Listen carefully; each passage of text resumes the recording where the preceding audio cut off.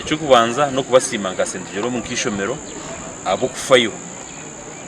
ishomero ya UPE kandi ishomero umuri yo kubanza yagira mu East Africa imirundi ibiri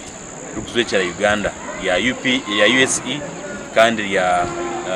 USE kandi na government agana amashomero garukuze n'amashomero ga private kandi gafite nyingi munongo konka twekishomero mbigendererwe byitsu tugendera amutendera wa Obwegyese twine ministry ne ya education and sports ninge by'Obwegyese na nemiza itwe tugezaho kugira ngo byona twabibalansinga kugira ngo abana bitu bapa fuminga umuri byona bayinga kuzomu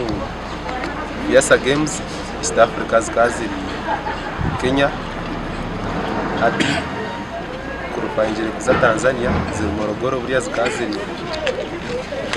Kakamega so buriya twatubira bakana hati tugerezeho twaba bakashaka itwe katimi ya gumiza student training and we have been training hard so h3 tuwerekera kitugwireho